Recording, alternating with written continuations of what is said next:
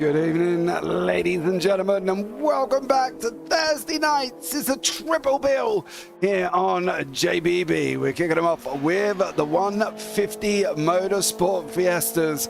And where have we put them this week? We've decided Brands Hatch GP is the ideal place for these little Fiestas. Bringing up on the schedule, you can see we've literally got one more round to go. That is at Snetterton 300 in a week's time. That rounds out the 6 rounds of racing that we've had here this season. Give you a rundown in the championship, and it is Jake Hewlett out in front at the moment, still with 75 points. If he wins here today, he will be champion. There is no way that McIntosh or Chris McIntosh behind can catch up to him. So if Jake wins here today, and he's out in front at the moment, he will win overall. That is without a shadow of a doubt. So Jake's just got to wrap it up, and at the moment he is absolutely flying. I am JP. I'm going to be joined in the booth by Mr. Tom Cairns here this evening as well. And Tom, we enter the world of Brands Hatch GP in these little Fiestas. Absolutely, and what a brilliant circuit to do it at as well at Brands Hatch. It's host of a lot of club car racing as well, which happened to have voiceovers on in the last couple of years. It's an astonishing racetrack. I was lucky enough to go to the British Touring Car Championship season finale last year, aiming to go again on the Brands Hatch Indy circuit as well for the second round of this year's British Touring Car Championship. This circuit is like no other. It's brilliant. A shame that Fulham doesn't go here anymore, but it doesn't need to. The racing it provides here, whether it be Ford Fiestas or single-seaters like British F4 or British Touring Cars, it doesn't matter. It's a brilliant circuit for these drivers to really tackle and absolutely hammer every single corner, the likes of Stirling, the likes of Clearways, the likes of Paddock Hill Bend, Druids, you name the lot. Yeah, they're all here this evening. All the culprits. It is on the Grand Prix circuit. It is not the Indy circuit. So they've got 2.433 miles of racing here this evening. Or if you work in kilometers, it's 3.916, just to let you know on that one. I think this is going to be very, very interesting. You know, we've got 14 cars at the moment out on circuit ready to go do battle here. But do we need really any more for Brands GP to do this, you know, with that amount of cars? I think sometimes you can have too many cars. I could agree with that. Certainly if you use the Brands Hatch Indy course, which is not what we're using the Grand Prix layout. But even that is quite short as well when you think of it. I mean, when Formula One cars last raced at Brands Hatch back in 1986, there were setting times in the sort of 1 minute 7s, 1 minute 8s. You know, if you had like over 30 cars competing around this Grand Prix configuration, it can get quite messy. If someone gets it wrong in front of the pack and everyone just jumps in behind, it's pandemonium from there. Yeah, that's what I mean, and I think these little cars are always going to lend themselves to tight, twisty racing. You're always going to be door banging. You're going to be side by side. You're going to be clattering into each other. You know, you're going to be running off round Paddock Hill, and one of them's going to be in the gravel on the left-hand side. He's going to run wide. James Hillerix in YouTube chat. Welcome in, James. I've never seen these run before. You should come in, mate. This is awesome. This is mods on Assetto Corsa. And these cars are absolutely insane. It's going to be an absolutely amazing race. But I think that's really what we're kind of looking for, isn't it? We've got kind of this band of cars like the Fiestas, like the Toyota GR86s, like the Minis, that are almost a step into the world of touring car, with the door banging, the side-by-side racing, the swapping paint, sometimes ending up off in yonder somewhere in the barrier, you know. But that's all part of these little cars, isn't it? Yeah, I mean, sometimes you see side mirrors being wiped off as well, which makes it a nightmare for the drivers, especially when they need to look in the mirrors. Well, they won't have mirrors if they get knocked off by other drivers. So, but that's part of the challenge. It's proper motor racing stuff, nothing, you know, technological too much like DRS or KERS or ERS. Yes, we are going that far back. It's just proper motor racing stuff that we are seeing with these Ford Fiestas to see. It really brings the skill out of the driver. That's what it determines how well they do in these machines. Yeah, I think that's the thing, and this is a great stepping stone into it, you know, and I think this racing here with these little cars is absolutely amazing, and I look forward to this one every Thursday because I'm just sitting there thinking, what are we going to see next, you know? And then you bring it up, and you decided that after that we're going to send them to Snetterton for the Snetterton 300. You know, that's going to be an interesting circuit at the same time because Snetterton again, another club style circuit.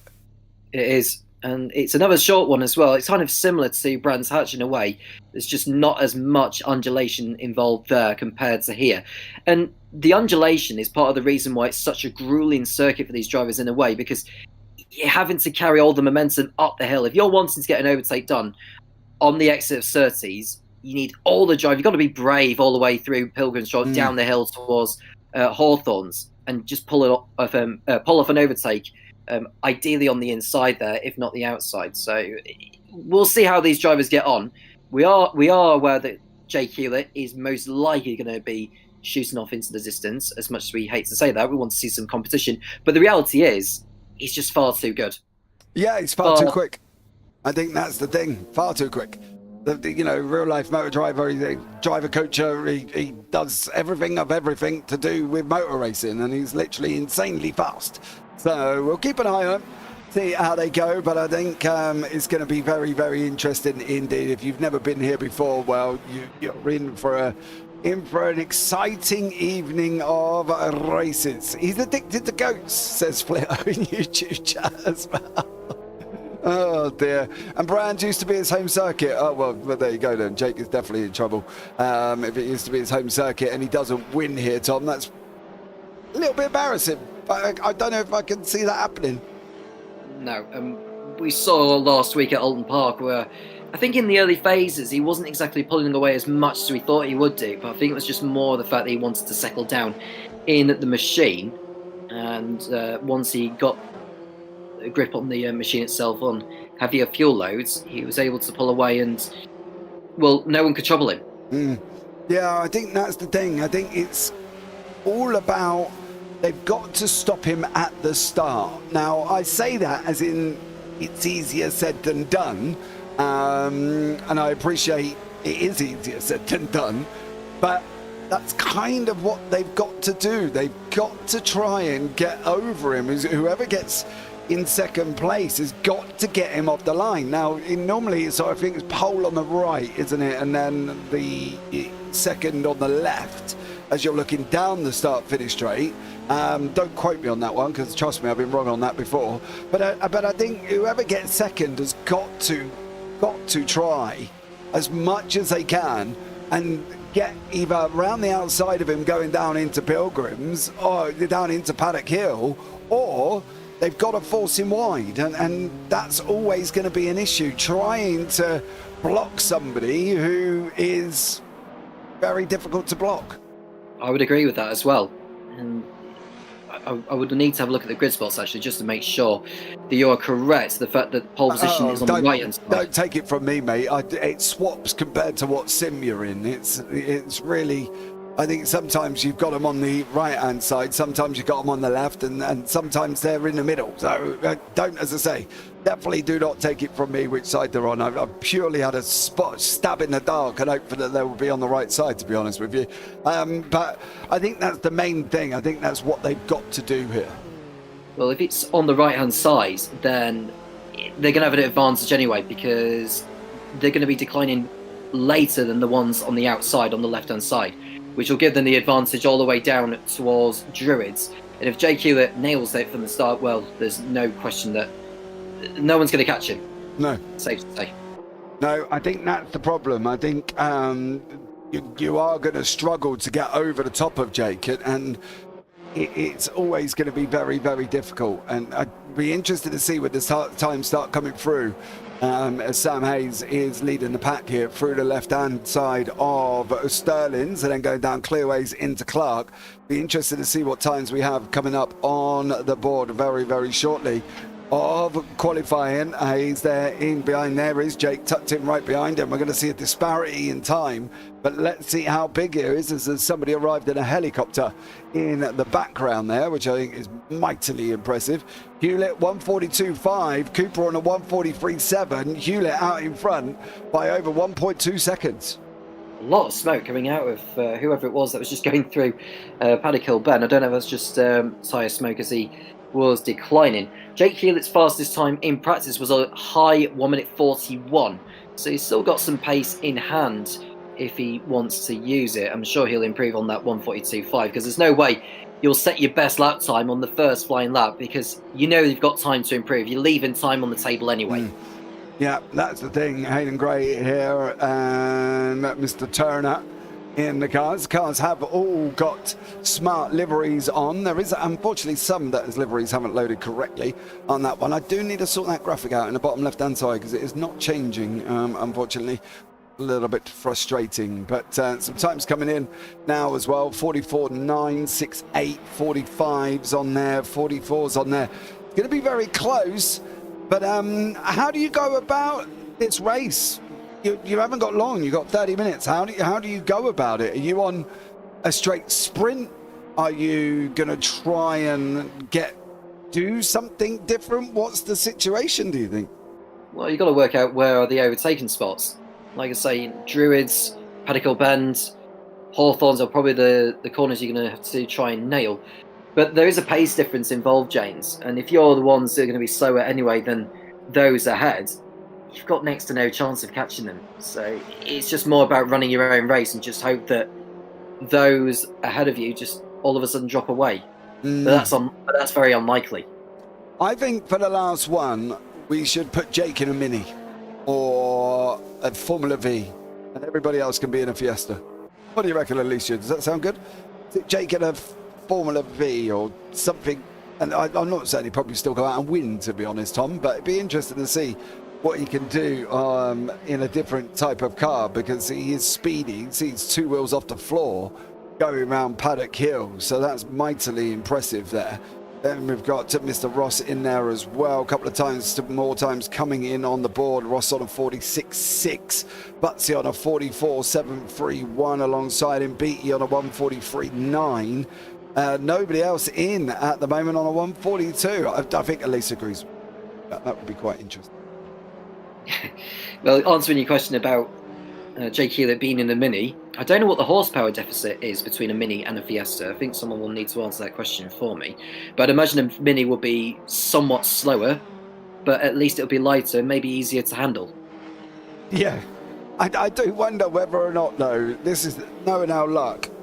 You could stick Jake on roller skates and he probably would still be quicker than some of these. No disrespect to anybody, but Jake is just unfortunately that good. He's just mighty in these little machines there. Ross has got times on the board as well. Lola Chio is out on the racetrack in that white and blue Go Fast stripe machine in the background. Mr. Kirk is in there as well in the all black. Mr. Butsy, Mr. Turner, Mr. Beatty, Mr. Cooper, Mr. Gray, and of course our leader so far, Mr. Chio, just goes down a little bit there as well. 44.655 for Hayes, 43.61 for Rusek. Not quite as good, and Hewlett's just done a 41.8. He's now 1.1 seconds ahead of Chris McIntosh. I can't really answer what Chris has got to do here. That seems, I don't know, impossible to overturn. It goes back to what I was saying about Jake Hewlett. It's a similar time to what he set at the end of practice anyway, so that was kind of expected for Hewlett to pull that out of the bag. Chris McIntosh will be wondering how on earth is he being able to find that time, or that amount of time, when he's only done a few laps of qualifying. He was involved in the practice session, for your information, was Jake Hewlett, and he did quite a number of laps. But McIntosh, I don't know what he'll be thinking right now if he's going to win anything. Thinking, I want to finish second. Well, I don't know.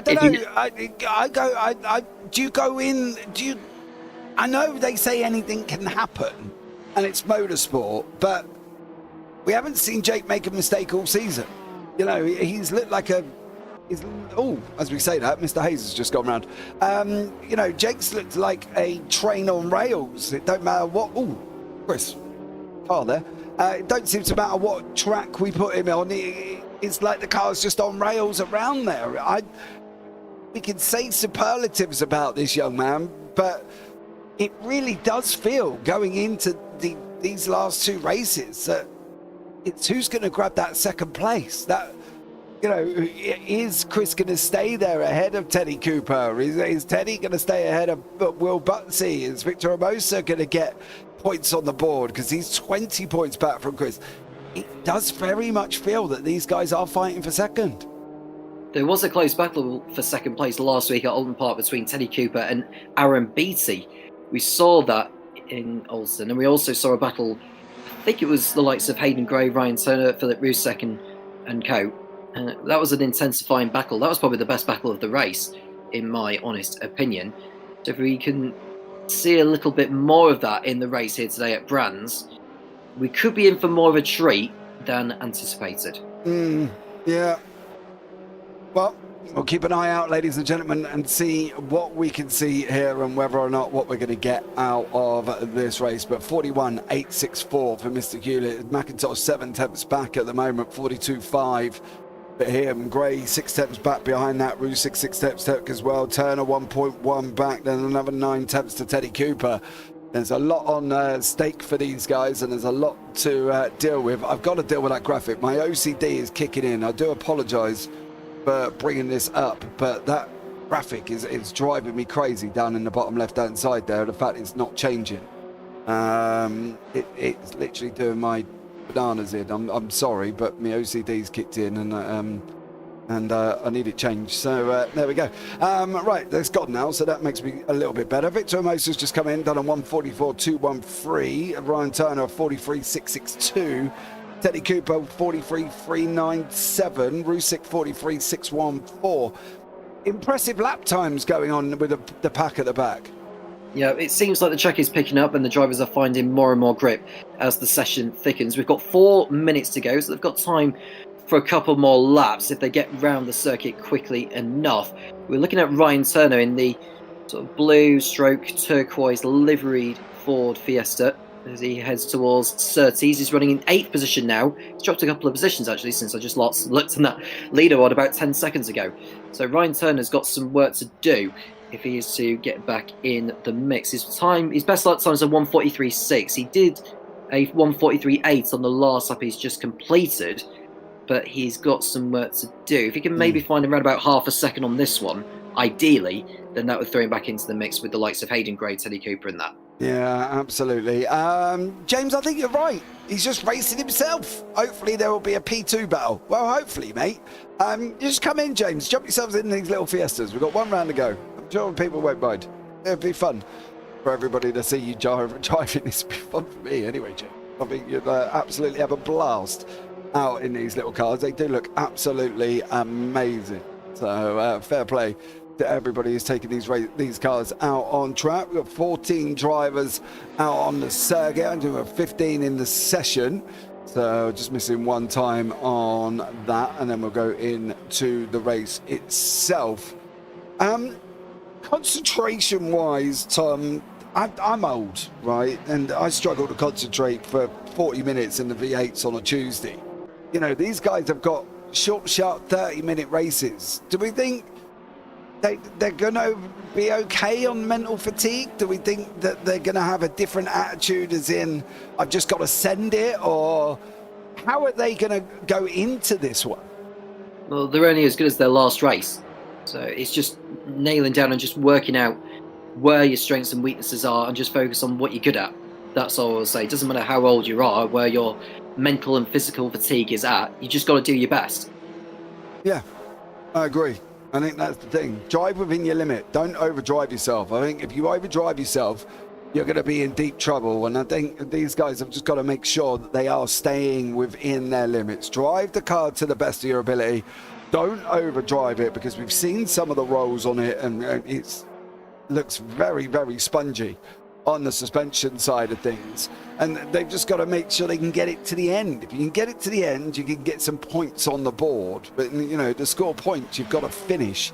And if you don't finish, you ain't scoring points. So they've got to make sure that they are all doing that one and making sure that they do get to the end of the race. I think that's the main part. Coming into the end of qualifying, 1 minute 10 on the board. If you're not over the lap by now, this will be your final lap here. You can see they're up on 2 wheels. Tom, would you like to have a go at these little cars around the track? I wouldn't mind. I like the experience of having 2 wheelers, but I wouldn't be as good as the drivers that we are watching on screen. It would take me some time to get up to speed. And there we go. Ryan Turner is responding to what I was saying earlier about trying to find half a second from what he's previously done. That was his best, and he's kind of responded to it. 1 minute 43.1, putting in 4th place. Yeah, he's jumped himself up 43.1, 43.15 for Rusek there behind him. Gray behind that after that one. You see these on-board shots here going through Graham Hill.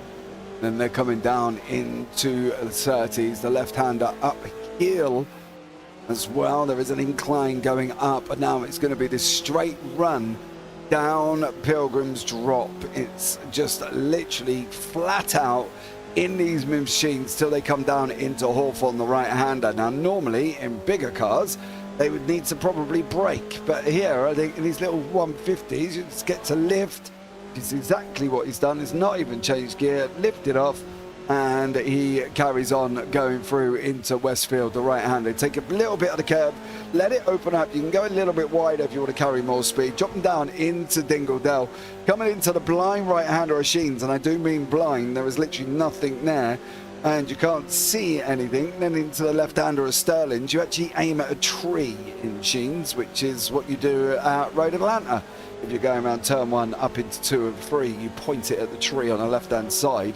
Then coming around the right-hander now into Clark, the final corner, opening it up, hope it sticks over the rise, and then you're right the way on, sticking to the right-hand side, running down there as well. That's the last part of the lap with Mr. Turner. Very interested indeed there, Tom. You can see quite a lot of what's going on in that car. And to be fair, to a degree, he looked quite comfortable when he's put it in 2nd place.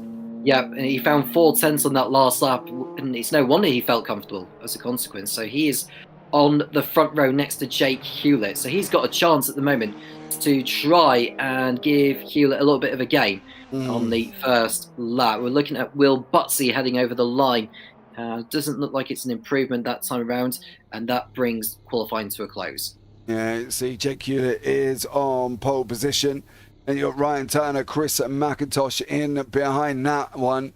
Then you've got Aaron Beattie and Rusik in place there. Philippe Rusik as well. Hayden Gray in 6th. Then you've got Teddy Cooper in 7th. Will Butsey in 8th. And then Mohammed is down in 9th place. So nice little action taking place, going to be in that midfield. Then we've got Mr. Hayes, Victor Amosa, Kirk, Sprange, Lalachio, Ross and Horacek rounds out the 16. And some run out of fuel. They did, yes, if I remember correctly. I think we've got Tay Turtz, as it says on the timing page, from what I can see. So he's in 17. So it looks like we've got a 17-car grid for the start, although his best time was only a 1:51.9, so I'm worried as to how his pace is going to compare to the rest of the pack. In more important matters, Hewlett, well, he knows what he needs to do. He's done it a number of times already this season, and if he can do it, if he's done it before, he can most certainly do it again. Yep. Yeah, in front, take the lead. Job's a good one. We can sit here and watch a driving experience. I think at the times on the board, you can see 41.8, 42.7, 9 tenths is Mr. Turner there. So, yeah, big difference on these ones. As we're going to be going down now. There is Mr. Hewlett on pole position. Ladies and gentlemen, hold on to your hats. We've got 5 lights. It is going to be green here at Brands Hatch, and Turner missed the shot.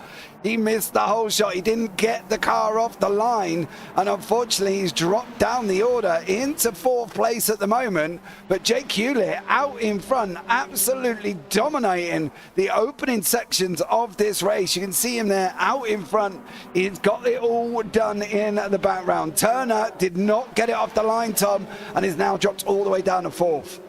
Well, he was down to 5th, but he's just got back through on Gray by the looks of it as they head through the left-hand of Graham Hill Bend. Round the outside goes Turner, and you can just see that Gray isn't giving up by any stretch, but Turner is able to hold on. But that was a dreadful getaway that Turner had, a golden opportunity missed when he knew that Jake Hewlett was going to shoot up the distance if Turner didn't get off the line as well as he needed to, and that exactly was what just happened. Yeah, Hayes fighting out with Sprango and Victor Hermosa there in there further back as they're coming down now into the right hand here.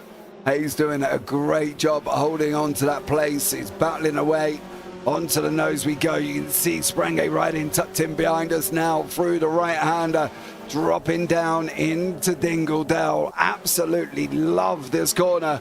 You can see as well it's going to be completely blind. Point it at the tree.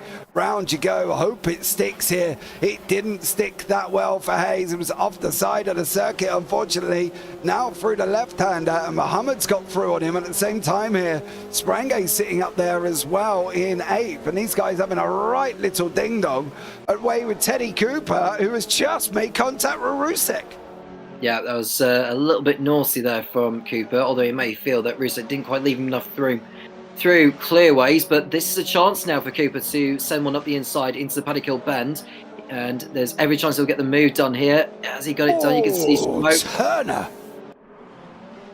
God, did you see how out of control he almost got there? As Gray and Tim have gone past Beatty, but Turner looked, I don't know, ropey. I was focusing more on the battle involving Cooper and Rusek, but it did look like Turner got a little bit out of shape or something. But he's through into 3rd place nevertheless, and he's got the top 2 ahead of Hewlett and McIntosh that he's going to try and close down. But you can just see Gray not giving up, almost bump drafting Turner on the exit of Surtees. You can see they're literally behind us as well. Teddy Cooper is having a right little go here. He's trying to go at the inside of Aaron Beatty, and at one point they were leaving no room at the end, should we say, Tom, as they were fighting out side by side down Pilgrim's Drop. Well, it's game on, as they all say. This is lap 2. You can just see Beatty running wide through Westfield, and they'll be heading towards Dingledale, which is another fast right-hander. Oh, contact, mate! Is he going round? I'm sure he has. Yeah. Rusek has gone round, unfortunately. A round. He's literally down the order. We got 14th and 15th have just gone past him. Horacek and Ross, they're having their own little battle further back. Mohammed's just gone past and gone round the outside of Victor Hermosa. They're having a right little ding-dong. Side by side again. Are they going to be able to make this work? You can see on board with Mohammed. Hayes is there on the outside. They're literally going to be running side by side down into Hawthorns. Through they go, and Hayes is just about, I think, got his nose out in front. Yeah. It's going to be a touch and go now, isn't it? Let's go almost 3 wide into Drury's. There's Mohammed behind Sam Hayes, who's still in there fighting with Hermosa, who has left the door open through Grable Bennett. Someone's off. I think that was Lola Chio. There was contact with Butsy there. Butsy's not looking a little bit comfortable with the old Tinternet. Unfortunately for him, he's having a little bit of a stutter in and out there. But these guys are not giving up. Mohammed's just gone past Hayes. Hayes has just gone past Mohammed. And now they're fighting it out down the straightaway. And literally, he's side by side at the moment, Hayes. Is he going to get this done over Kirk? I'd be very surprised if he can get it around the outside of Hawthorns here. But Hayes is on a mission. He's got to pick him up. He's got to go for it. He's off the side of the circuit. No! Yeah, he needs to make sure he come back. Contact. Yeah, he came back on too dangerously, unfortunately, did Hayes, and that's Mohammed that's gone round up through Westfield, or just approaching Westfield, and now Butsy has got Hermosa ahead. Yeah, I'm a little bit worried there because twice Butsy's internet's had a little bit of an issue, and twice 2 cars have gone flying off the side of the circuit. So a little bit concerning for Butsy, but hopefully there's not going to be continued issues with the old Tinternet. Hayes is in there now. Oh, where's Butsy going? I don't know. What is going on there? That is Tinternet issues all day there. Yeah, absolutely 100%. It damaged another car as they come through. I think it was Justin Kirk who absolutely ran into him through no fault of his own. But now we are looking at who we're looking at now. Victor Moser. Moser, yeah. Through that's Hayes going round the outside through Paddock Hill Bend. Will Hayes brake later? Doesn't look like he has done. Moser was always going to have the inside line, and I think Hayes is going to accept defeat on this occasion. Yeah, I tell you what, though, Moser was lucky there because if he'd opened it up, he would have ended up right across the nose. Cooper and Turner just swapped places as well. On the nose with Turner we go. And you can see these guys running down towards us. Teddy Cooper in that machine, Turner in the green and blue, tucked in right behind him as they're continuing the fight down into Pilgrim's Drop. Hewlett's out in front by 3.9 down the road, and he's already gone here. McIntosh is trying to sit there, but he just can't do anything. Gray's got about 3.3 back. Beatty's tucked in behind him with 2.7. And then we've got Cooper and Turner as they're continuing to fight with Sprangay in there at the same time. So battles in the end for 4th, 5th, and 6th. Oh, Teddy. Oh, save that one. yeah, and he managed to get it soda. But now Spranger runs wide, and Cooper wasn't able to get back through that time around. Turner, I think he lost another position since we last saw him. He was down in 6th position. He's gone back up into 5th now, but it's far from over, involving him, Spranger and Cooper as they go down the Brabham Straight. Yeah, they're going for it now. Sprangay's on the left-hand side in the black and silver. Turner's in the green. He cuts his nose off. Be careful. Cooper's in the background, and he's trying to come down as well. Turner's off the side of the circuit. They've just gone 3 wide. Cooper's going to pick up a 2-for-1 special like he's shopping at Asda in the chocolate aisle. He's going to go and make it through, is Cooper. He's got that other one. Is he going to be able to make the inside line work here at Graham Hill? He is. Cooper got 2-for-1. All at the same time there, Tom. Great job from him.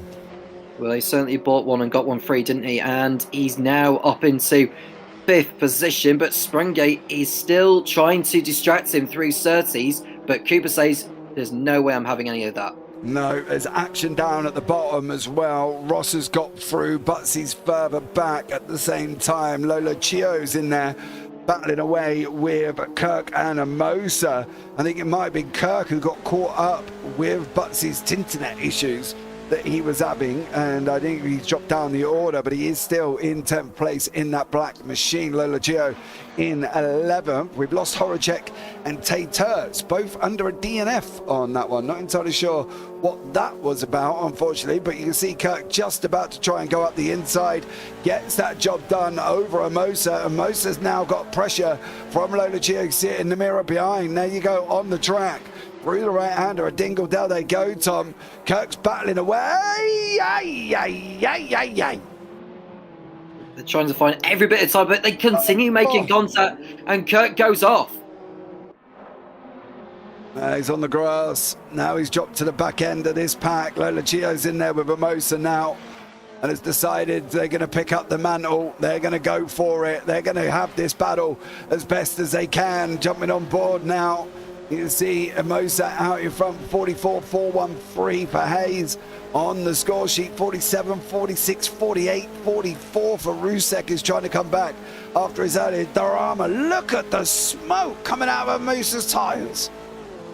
I mean, pushing ever so hard as he enters Druids now over the curbs, and you can just see Lolachio doing his best to stay in touch. Philip Rusek will be on the tail of these two, trying to recover off that spin that sent into the back. Justin Kirk is down the order a little bit. He's behind Rusek now, actually. So Rusek has got an opportunity to make up a few more positions in the near future. He's got a 2.1 second gap to Lola Gio. Are they going to be able to make it here? That's going to be the question. Lola's tucked in behind Victor Amosa on the run down into Pilgrim's Drop. You can see that looming Fiesta, the silver and blue, in the rear view mirror above us. These guys continue to fight it out. Up front, settle down a little bit. Sprenge and Goop. But that's got to be an off track. Without a shadow of a doubt, that's got to be an off track for Sprenge there. That would be a slowdown in other simulators. Yeah, I perfectly agree with that, but I don't know how many track limit violations that Seto Corsa takes into consideration before it gives out a penalty eventually.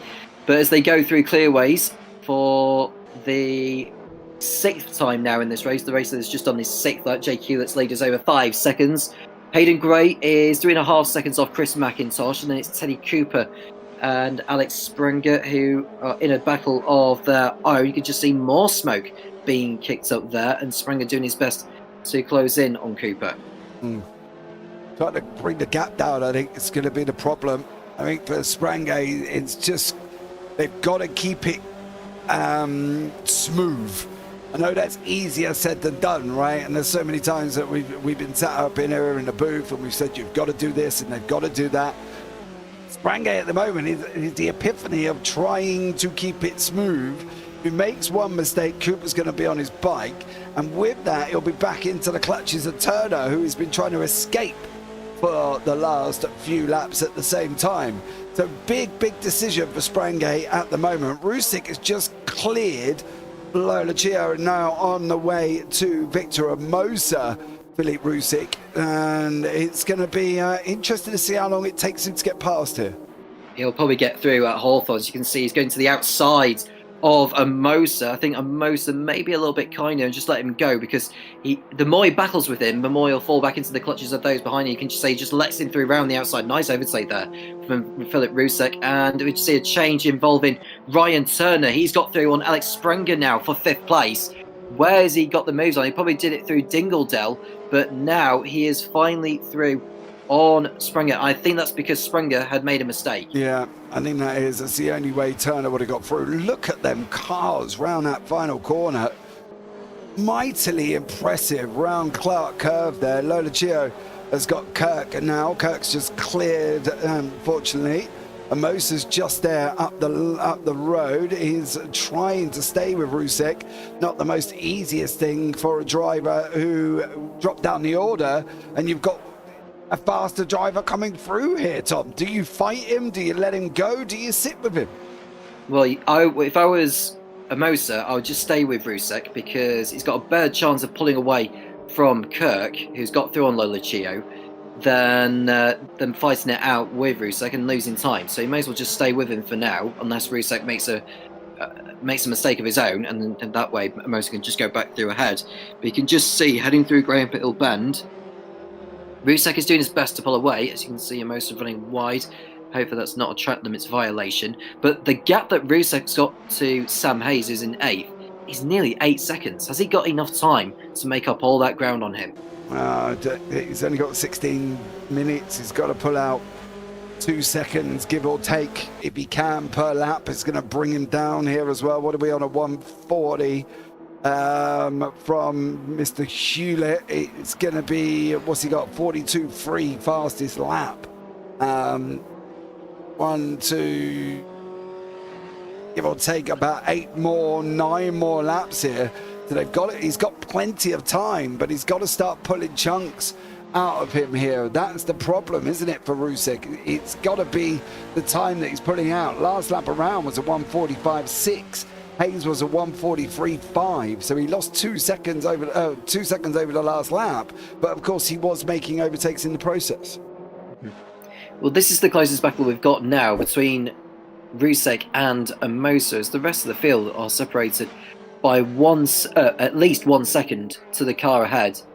And it's really settling down, because we've seen a lot in the beginning, but now it seems to have settled down quite a bit. And I think it's going to come down to who can maintain the pace and who can actually step it up a little bit and just try and close in on the car ahead. Well, that's not going to help for Amosa. If there's anything that's going to bring Kirk into play, and Kirk here as well is, well, closing in. He's going to make the most of what Amosa did to himself around Paddock Hill. We said there'd be people out in the gravel trap, Tom, and we literally had just that. Yep, 100%. Justin Kirk closing in a little now on Amosa. Amosa has not had a good lap so far and doing his best to just stay in touch with Philip Rousset, but he's finding it difficult. Are his tyres beginning to fall away? Could that explain his drop in pace? Well, it depends on what the tyre deg situation is on these little cars. You know, they haven't exactly got the wheels of a Formula One machine. So I think, yeah. Where are we going? Oh, I think Amosa made an error there, and Kirk, well, we nearly joined him. It looks like Amosa just slammed on the brakes a little too early, and that's what caught Justin Kirk out. And Kirk nearly had to take evasive action. That was dangerous. Yeah. I don't know if evasive action would be the word. I think he nearly just literally hit the brakes and prayed there. He probably needs some new underpants. But Mr. Kirk on that one as he continues to try and get hold of Mosa. Everybody else fairly spread out across the race circuit at the moment. This is one of, if not the closest battle on the racetrack, and it is not close as such. BT is just overtaken Sprangay. Hayes has just got Sprangay as well. I think Sprang might have a little bit of an issue. He's just dropped down to 8th. Yeah, we didn't see the spin, but he's down to 8th position as Sam Hayes has gone through. You could just see the battle involving Hayes and BT here. Is Hayes almost sending him on the inside into Surtees? Very aggressive there. Was that a little too aggressive for BT's liking? Well, we got the inside line. The gap was there. If gap car, you know, and let's be real about it. We're not racing GT3s here, Tom. They don't need a massive one. So if you're going to give Hayes a little bit, he's going to come in and rob that position away from you. And Sprangay's did the same to Beatty because Beatty was off the side of the circuit. So unfortunately for Mr. Aaron Beatty, he's dropped it down the order through, I don't know if that was no defense or just got muscled out of it. Well, he got caught napping, perhaps, did BT, and Hayes just saw a gap, went for it and remained committed. So that's him through into 6th position. But he's got Alex Sprangay, who's trying to recover from a spin not too long ago. He's looking like he's trying to go for a move into clearways, but that would have been very brave for him to do it there. But it looks like he's very quickly got himself back into the action, which is great of him. But can he get back into the position he was before by getting through on Hayes and go after Ryan Turner? Well, we're going to find out, ladies and gentlemen, because these guys are going to continue to fight. And Sprangay's gone up the inside, coming into Paddock Hill now, down through the hill. These little Fiestas up the other side, through Pilgrims into Druids. We're still on the nose of Sprangay now. He seems to be able to hold it. Here, Hayes is on the outside. He's going to muscle him off there. He wants that inside line going into Graham Hill. Hayes and Sprangay side by side. Sprangay's off onto the AstroTurf on the outside. Hayes is not giving him room. They're bumping doors here. They're bumping doors, ladies and gentlemen. Surely it can only end one way, and it does. Hayes manages to hold on to the position. Sprangay had a good go at him there, Tom. Just couldn't quite muscle him out enough. Yeah, well, it's like I say, he's got himself back into the action now. He's looking to send it into Hawthorns, but he's not within the car's length alongside. I'd say one battle that could intensify in the near future is the fight for second between McIntosh and Gray. McIntosh had a very poor lap last time around compared to Gray. It was a 1:43.5 for McIntosh, a 1:42.8 for Gray. The gap is 2.3 seconds at the beginning of this lap, so we'll see what the gap is when they cross over line. I can tell you, it's even less than that. McIntosh is really struggling. Yeah, Gray's closing him in. I'll tell you what, though, as well, if Hayes isn't careful, Sprangay's going to have that position away. Is Hayes going to leave the inside line open up for him? Don't invite him. Don't invite him. You can't afford to invite him in. Through they come now. Sprangay's got it up on 2 wheels. It seems to be the fastest way to take this car. Alicia's at home with her hands over her eyes at the moment. Ian and nails, she's now got none left at the moment of time. That's the fingernails gone. Off comes the socks. It's starting on the toes as these guys continue to go at each other. It's like a prize fight here. Sprangay on the left at the Evander Holyfield. Hayes, Mike Tyson. Hayes has just gone and made a mistake, and Sprangay's gone through. The battle come to the end. The knockout punch happened there, Tom, and Hayes took himself out of it. Well, Sprangay stayed in the fight and he won in the end. Sixth is probably the highest he's going to end up finishing now, because the gap between him and Turner is far too big. But going back to the battle between McIntosh and Gray, the gap came down to 1 second at the end of the last lap. McIntosh has been able to respond a little bit though, run about 3/10 faster to Gray around this lap. But can McIntosh really recover from this? Because he's had 2 poor laps before the current one he's on now. Yeah, trying to go around the left-hander here. And we've got the leader going over the line again. Hewlett is just driving around. He's stopped. He's picked up his KFC. He's picked up his favourite grandma. And is now just taking out on a drive around Brands at the moment for Hewlett. He's out in front by 12 seconds. He's absolutely motoring. I do want to pick up on what's going on down here with Lolachio and Mohammed, as they're literally battling away. Both white cars, Lolachio with a blue Go Fast stripes, looks at taking up the inside line. Into Hawthorns they go. Great job from Lola there, coming down now through Dingledale up the other side. Great move, not a move that you see very often. No, Lolachio did very well to get the job done, but he's got Mohammed still closing him down. So they make contact through Sterling's. Lolachio won't have liked that one bit, but at least Mohammed didn't get by him as a result. Yep. That's the thing, isn't it? If you hold on to the position, you've done a good job. But at the moment, Lolachio just sitting in 12th place. Mohammed is tucked up right behind them, coming down the long start-finish run down the Brabham straight into Paddock Hill. Mohammed's coming back though here, Tom. This could be another little interesting fight. Well, Lolachio's gone too deep into Paddock Hill, Ben. That should be the invitation for Mohammed to go through, and he does. Yep. Can't make a mistake when you're battling that closely. That's the problem here for Lolachio. Not possible. Rusik is tucked up behind Beatty. Now he's recovering through at this moment to 9th place. Is he going to be able to get 8th on the run down into Hawthorns? You can see Beatty on a big old defense, defending harder than a Jose Mourinho football team. There is Beatty. Through the right-hander they go of Hawthorns. He's off the side of the circuit. Keeps the foot in, coming into Westfield. Over he goes, open it up, down the outside now, coming into Dingledale. Up through the blind corner now as well. Rusik's tucked in nose to tail.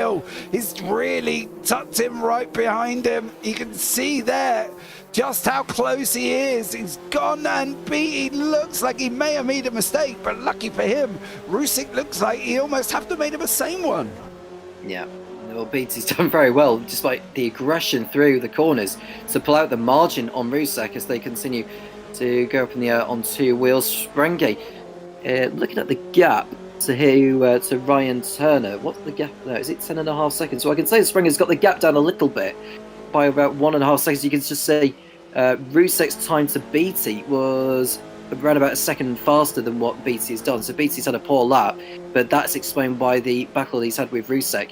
But just looking at Sprenger, I'm looking at Sprenger's gap to Turner, and it's still about 10.5 seconds, but it's too little too late. There's no way he's going to be catching up to Ryan Turner at this rate. Yeah, Rusik through the left-hander. Beatty's there in front. Beatty did not get a good run. Rusik's going to go up the inside. Beatty's going to cover him off. They're going to make contact. Beatty playing a dangerous game. Whenever people go like that and defend as late as he has, it generally does not end well here, Tom. No, but he's got a great exit out 30s. Beatty went too far out wide, and his exit speed wasn't good. But you can just see banging wheels. This is proper motor racing stuff, is what we were alluding to earlier in the broadcast, James. Rusek round the outside of Beatty, but is Beatty able to outbrake him? He does. And that's as robust as you are going to see on any form of racetrack in racing like this. Yeah, it is at the moment. James, the answer is no, but we have seen people run out of fuel. So, you know, hit and miss, mate. Hit and miss. But that's fun. The ideal scenario should be no, James. They shouldn't have to pit. But Rusik now trying to come back at Beatty here. Is he going to be able to even get anywhere near him down through Pilgrim's Drop, coming into Hawthorns, the right-hander, before they go down? No, we're in Clark, actually. Sorry, my apologies. Through the final corner, Beatty run a little bit wide. Rusik got a little bit better run there. And now you can see he's just trying to keep up with him. And at the moment, he's just not being able to stay there. No, he's having to settle in behind at the moment. Is Philip Rousset not able to find a way through just yet? He is running out of time to get this overtake completed. Sam Hayes is another contact. Yeah, Dujo is a little bit too close there for Rousset, but it's kind of like his methodology of how to get past someone. Although he doesn't like to bump into someone to get an overtake done, but sometimes you got to do what you can to distract them. We do it in NASCAR all the time. We give him a nudge. Hell, I did it to Kenny Bourgeois yesterday in the V8s on Tuesday. Sorry, not on purpose, literally just too fast and nudged him out of the way. Rousset has managed to get through on Beatty there. Job done for Philip Rousset. Looking back through Rousset's car at this 150. In we go into the cockpit. You see Beatty now about 3 to 4 tenths in behind. I do wonder if it wasn't a matter of when which way round is it? Is it if and when, or when and if, as Beatty now goes off onto the grass, pushing that car far too hard. Needs to settle down there, just drive like he has been, and he won't have a Mosa closing at him for about 1.3 seconds. To complete, to come up with the sentence for it, I think it's a matter of when rather than if. I think that's the phrase I think that you were after, I agree. James. That's the one. Yeah. Sounds right. So yeah, as these guys now 3:43 on the clock, and Jake Hewlett, who we should pick up on really, but he's done a great job. There he is, jakehewlettracing.co.uk. You're going to check him out as well and find out all you need to know about Jake and what he gets himself up to on that one. 14 seconds out in front. Tom's gonna take the championship now. There's nobody mathematically possible to be able to catch him. There's not really a lot we can say, is there, apart from Jake? Well, he's had no cars in front of him. He's going to be coming up to a back marker soon. That is Ross, who is, running in 15th position. Julian Ross, whose best time in the race so far has been a 1:46.2. I don't know what lap he's done that on, but he's just done a 1:46.5 on the previous one. But it's been that kind of race for Jake Hewlett. What a drive it's been from him, and no one's been able to stop him, really. But I can see the fight between Chris McIntosh and Hayden Gray has died down a little bit, as McIntosh is able to stretch out the gap again to 2.1 seconds. Yeah, Mosa and Beatty are running side by side at the moment. There they are. Beatty's on the inside in the blue. And Mosa, as we jump in board now, Beatty's going to go up the inside line. He has just going to have that job done, I think, and he's going to manage to hold on to it through the left-hander. They go at Westfield. Do you know the only thing that's really worrying me about Beatty at this moment in time is his defenses are far too late. He's moving borderline braking zone, and I'm surprised he's still on the right. Look, there go. There's another one. Yeah, he's doing it again. Yeah, he's did it again, hasn't he? Yeah, he's done that too many times, and he's paid the price for that. Yeah, far too late.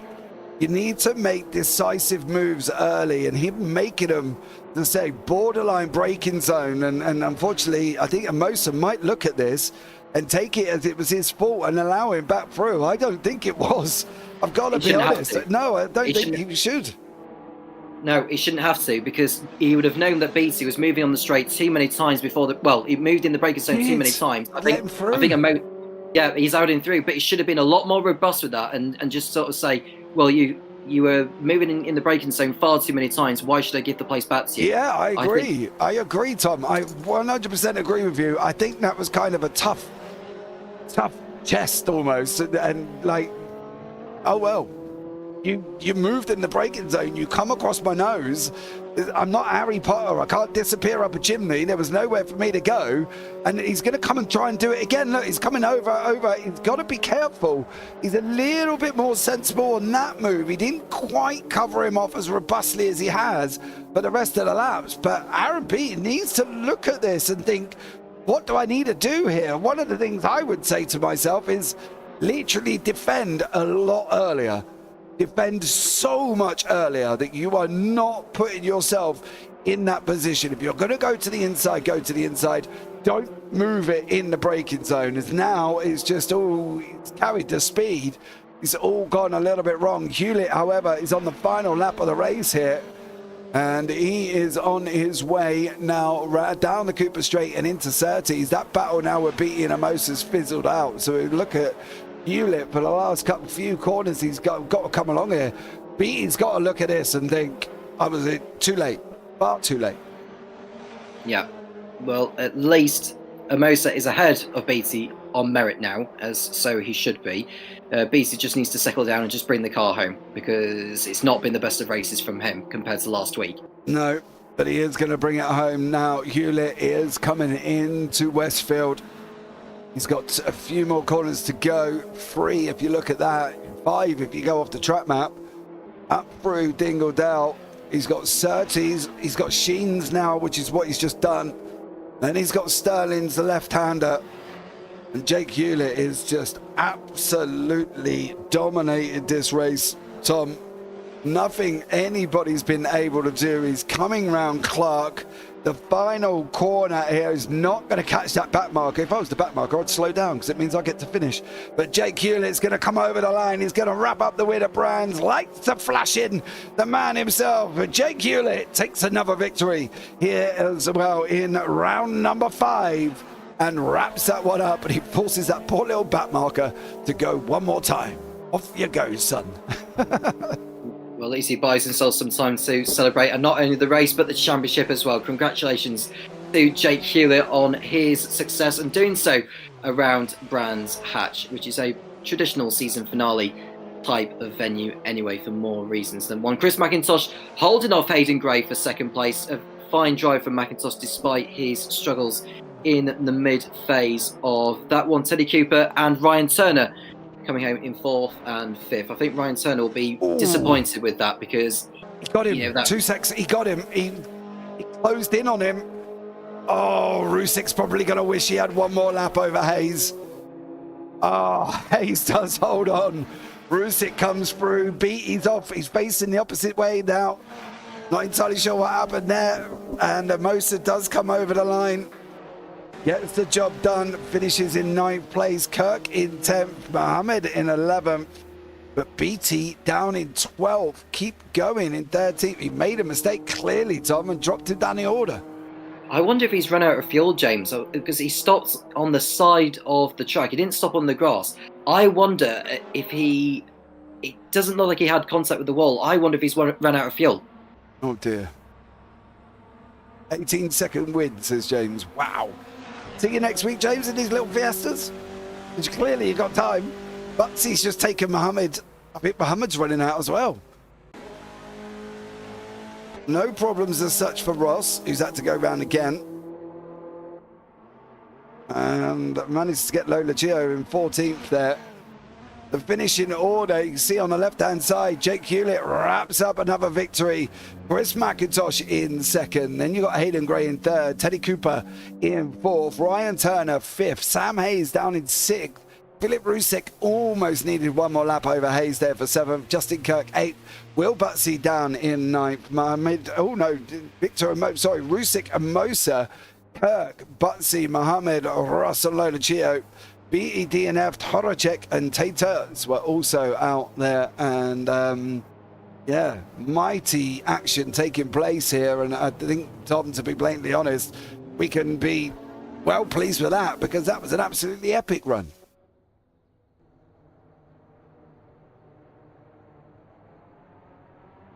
Right, let's have a chat with the man himself here. There isn't really any more superlatives than what we can say about this man. He's gone out, dominated the field by 18 seconds, stopped for KFC on the way round, picked up the grandma and put her in the car and took her for a ride round Brands. That is the one, the only, Mr. Jake Hewlett. Jake, welcome in. Good evening, gentlemen. How are we doing? Mate, I don't really know what to say, Jake. Are you going to give these guys a chance or what?